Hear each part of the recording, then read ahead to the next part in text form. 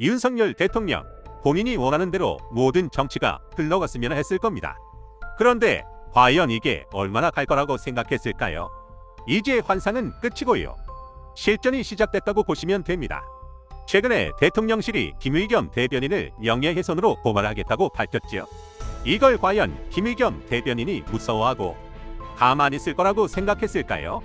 무고죄로 맞고발하겠다고 밝히면서 진짜 실전이 시작됐습니다. 민주당 차원에서 직접 발표를 했습니다. 김건희 여사와 관련한 주가 조작 의혹을 제기한 김의겸 대변인을 명예훼손 혐의로 고발한 것에 대해 맞고발을 진행하기로 했습니다. 대통령실이 불과 며칠 전까지만 해도 고발을 할지 말지 검토 중이라고 했는데 실제로 고발 절차를 진행한 거죠. 이거 김의겸 대변인이 혼자서 이걸 무모하게 진행하는 게 아니라는 점이 가장 중요한 포인트입니다. 박성준 대변인이 말한 걸 볼까요? 당 법률위원회에서 무고죄로 대통령실에 고발 명의자를 고발할 예정이라고 했고요. 본인도 대변인인데 논평을 하면 고발할까봐 걱정해야 하냐고 비판까지 했습니다. 한국 정치사에서 이런 일이 있었나 걱정되는 모습이 아닐 수 없죠? 박 대변인이 뼈를 때린 게 민주주의의 퇴행을 언론인으로서 지켜보고 있는 모습인데 대통령실이 김 여사 대변인이야 이렇게 말했거든요. 이게 진짜 핵심을 찌르는 게 김 여사가 김 의원을 고발한 것도 아니고 대통령실이 나서 고발한 것을 들어봤냐 이거죠. 진짜 듣도 보도 못한 사례가 지금 대한민국에서 일어나고 있는 건데 그렇기 때문에 민주당도 법률 차원에서 대응하는 게 맞다고 판단한 겁니다. 대통령실이 말하는 걸 보면 황당합니다. 김의겸 대변인을 고발한 이유가 뭔지 아세요? 누가, 언제, 어떤 수법으로 주가 조작을 했고 어떻게 관여됐는지에 대한 최소한의 사실관계도 없는 상태에서 대통령 배우자의 주가 조작 혐의가 드러났다는 단정적인 가짜 뉴스를 반복 공표한 것은 악의적이고 오히려 국민의 알 권리를 침해한다는 게 대통령실 주장입니다. 이게 얼마나 바보 같은 소리냐면 본인들도 지금 똑같이 하고 있잖아요. 이미 김건희 여사 주가 조작 관련 내용은 수많은 증언과 증거가 나온 상황인데 어떻게 수사조차 안 하냐 이거죠. 진짜 그렇게 억울하면 특검을 하자고 해야지. 이 말을 한 정치인을 대통령실이 고발하는 게 맞냐 이겁니다. 김 여사의 명예를 훼손했는지 판단하기 위해서는 김 여사가 도이치모터스 주가 조작에 관여했는지가 먼저 밝혀져야 하는 게 순서입니다. 오히려 이 고발이 계기가 돼서 도이치모터스 주가 조작의 진실이 투명하게 드러날 수도 있습니다. 대통령실 차원에서 이런 초조한 모습이 보이니까 오히려 민주당하고 김의겸 대변인 입장에선 땡큐죠. 이러니까 김의겸 대변인도 대통령실의 반응을 보니 김건희 여사의 도이치모터스 주가 조작은 사실이겠구나라고 더욱 확신하게 된다. 이렇게 말하는 거죠. 지금 굉장히 많은 분들이 대통령이랑 명부인을 향해서 진실을 요구하고 있는 상황인데 이 덕에 시민단체들도 영부인 수사를 부추기기 시작했습니다. 참여연대가 대통령실의 더불어민주당 김의겸 대변인 고발을 비판했습니다. 더 웃긴 건 대통령실 반응입니다. 한 나라의 대통령실이 이렇게 품위가 없고 유치해도 되나 싶은데요. 참여연대가 대통령 비서실에 고발장 제출은 대통령 가족의 사적 이익을 보호하기 위해 공적 자원이 동원된 것으로 볼 수 있다는 의혹을 제기했고 이건 사실과 다르다는 게 대통령실 주장입니다. 여기까지 반박은 할 수 있죠. 그런데 아예 색깔론까지 꺼내더라고요. 대통령과 그 가족에 대한 근거 없는 허위사실 유포는 외교상 국격을 떨어뜨리고 국정 동력을 약화시키는 등 공익과 직결된 문제라는 게 대통령실 입장이고요.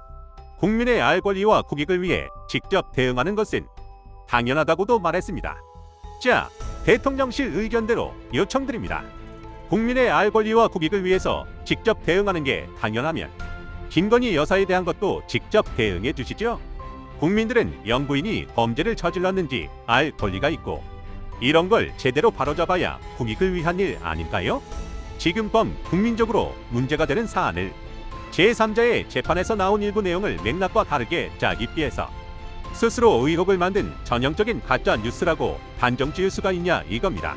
김건희 여사를 수사하지 않는 이유도 말했는데 이것도 좀 웃깁니다. 대통령 배우자가 되기 전에는 어느 누구도 피해 신고를 하거나 의혹조차 제기된 적이 없다는 건데 너무 바보 같은 주장 아닌가요? 과거에 신고가 없었으면 범죄 사실이 사라지나요? 그리고 이 당시에 아예 그룹을 잃어서 자당하고 범죄를 저질렀는데 주변인들 중에 이걸 신고할 수 있는 사람이 몇이나 되나요? 뒤늦게 의혹이 제기됐으면 이게 사실이 아니라는 걸 증명해야지. 상대방이 가짜 뉴스를 퍼뜨렸다고 단정 지으면 끝나는 건가요? 지금 이럴수록 민주당한테 떡밥만 준다는 걸 대통령하고 대통령실은 모르는 건가요? 민주당도 이걸 기회 삼아서 아예 김건희 여사와 장모 최은순 씨를 동시에 겨냥하기 시작했습니다. 아예 이재명 대표에 대한 검찰 수사와 관련해 여권의 전면전을 선포한 것으로 해석할 수 있는데요. 김의겸 대변인을 고발한 게 아예 발화점이 돼서 본격적인 실전이 시작됐다는 거죠. 오히려 국힘이나 대통령 그리고 대통령실이 당당하다면 특검을 스스로 요구해야 하는데 오히려 지금 특검을 민주당에서 요청하고 있는 상황입니다. 민주당은 또 윤 대통령의 장모 최 씨도 해당 의혹에 연루됐다고 판단했고 검찰에 별도 고발하는 방안도 검토하기로 했습니다. 아예 전면전을 하겠다 이거죠. 지금 계속 분위기가 이러니까 홍준표 시장도 분위기 파악에 나섰습니다. 그러면서 약간의 손절 작업을 했는데 지금 김기현 씨를 윤석열 대통령이 밀어주고 있잖아요. 이미 나경원, 유승민 이런 사람들을 압박하고 당 대표 선거 룰이 대통령 입김 하나로 바뀌는 걸 보면서 누구나 알 수 있는 사실입니다. 그런데 대통령이 밀어주는 김기현 의원을 홍준표 시장이 대놓고 저격했습니다. 물론 여기에는 안철수 씨도 껴 있습니다. 본인 SNS에 관련 글을 올렸죠.